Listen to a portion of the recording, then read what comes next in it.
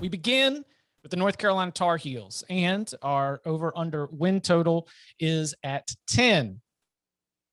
We love our partners at William Hill. Sources from the Edgewater have said all round numbers are cowardly. So as we look at this over-under win total of 10, we have a very tough season opener at Virginia Tech. You are drawing a road trip to Notre Dame that will not be a conference game. Remember, Notre Dame came to Chapel Hill and won as an ACC opponent. You avoid Clemson, high win total. It would be a big-time year for North Carolina. 2015, the last time that we really sniffed this kind of number. I will throw this, Danny, to you first. How are you feeling about North Carolina and 10 wins? I hate the 10.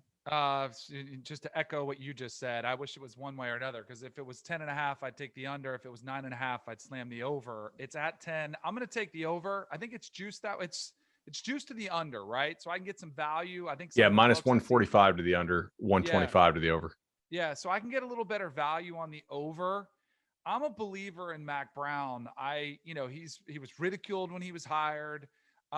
He's been exceeding a lot of the expectations since he's been there. So I'm a believer in the coach. I'm a believer in Sam Howell.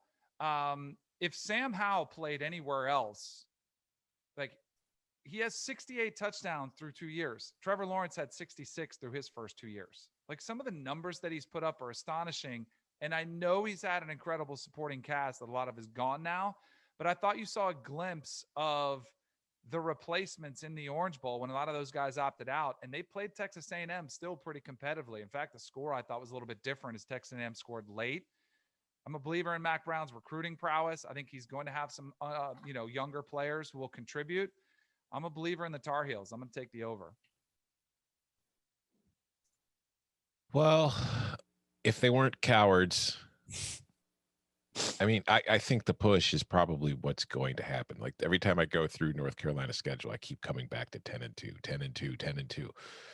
So I'm going to go under, because I feel like 9-3 is probably more likely than North Carolina going 11-1 this year, because when you do look at their schedule, like, they open the season right away with a tough game at Virginia Tech before they get Georgia State, and then it's Virginia at Georgia Tech, Duke, FSU, Miami, then the bye, Notre Dame on the road. Like, that's going to be a tough one to win. I think that Notre Dame, while we don't really know for sure what they're going to look like and how good they're going to be in 2021, I don't think the floor is going to fall out from where that program's been the last few years. So going to South Bend is still going to be really difficult. So I see that as a more than likely loss. When you get Florida State and Miami back to back, like, if those two were separate, I'd think they're both probably solid wins for North Carolina, because I do think that Miami's a lot closer to the Tar Heels, obviously, but back-to-back weeks like that Miami game becomes a lot tougher. If Florida State, we'll see how they look, but if they've kind of got something going come October and they're playing better, and North Carolina has a tough game with the Seminoles, and then the very next week they've got to play Miami, that could be a tough one to get through without suffering a loss. So there's two possible losses. The Virginia Tech season opener is a possible loss. At Pitt in November on a Thursday night, there's a possible loss, and then NC State on a Friday night to end the season on Thanksgiving weekend. So I just think I think this is going to be a very good team. I think they're going to win the Coastal. I think 10 wins is the most likely outcome, but I think 9-3 is more likely than 11-1. So I got to go under. Yeah, I have I have 9-3 or worse at about 65%. So, for that reason, I have to go under here. I mean, the break even, if you're going to lay minus 145, is basically, 58.5, 59, I think. Mm-hmm. So yeah, obviously, math wise, I have to go under there. The timing of the schedule is something I don't necessarily love for the Tar Heels. If I'm North Carolina, I would much rather play the Hokies late in the year, especially if they have like the Justin Fuente getting fired thing swirling around. Fuente's teams have typically been good on opening nights. So historically, like, they're well prepared. They advance scout well, and they oftentimes do pretty well.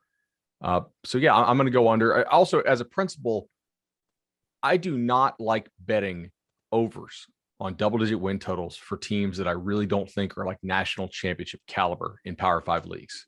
I just don't do it. So I would almost always blindly go under here, because what's they have to go 11-1 to win. Mm-hmm. No belief. Danny, I like this team a lot too. I just No, I'm on Tom's, by the way. The push to under is because every way I rack it up, I get about 10-2. Notre Dame and Pitt are the losses I've decided on right now, but you could trade those out and you could tell me that Miami gets them. Or, hey, guess what? Mack Brown's never beaten Florida State. That Florida State team last year was not as good as North Carolina last year. I think that North Carolina has undoubtedly a 10-win team. I think it's a tough schedule, and 9-3 is more likely than 11-1. It does help that they have what might be, I mean, we'll see, but they might have the best QB in the conference too. So they might have, yes. They might have the best quarterback in the country. I think, yes. Maybe not the most gifted, maybe not the most gifted, maybe not the number 1 overall pick. He's got that moxie though. Yeah, he does. He's a gamer. You know what else they have going for him?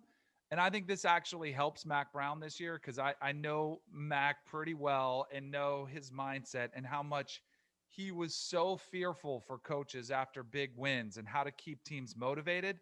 He has the Florida State loss last year going for him so that before any big game, before any crappy game, really, he can remind his players, hey, last year, what were they ranked? 5th in the country? Yeah.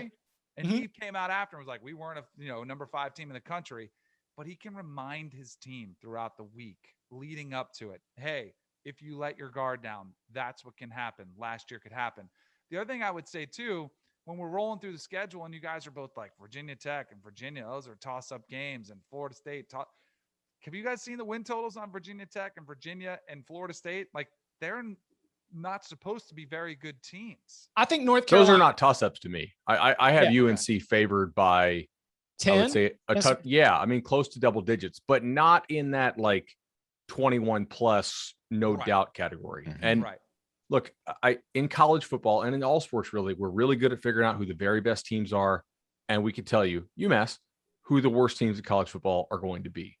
But like we see this every year. The middle is very jumbled up. I don't know who's going to be 2 through 6 in the Atlantic. I'm pretty sure Syracuse will be last. I'm pretty sure, Clemson will be first, but I could see NC State finishing anywhere from 2 to 6. Like there's a lot of variability. And, I would throw this back around on Danny here. And first of all, I think if UNC goes over this total, their defensive line has arrived a year early, and they've recruited well enough to have that defensive line arrive a year early. So like, it's certainly possible that they do.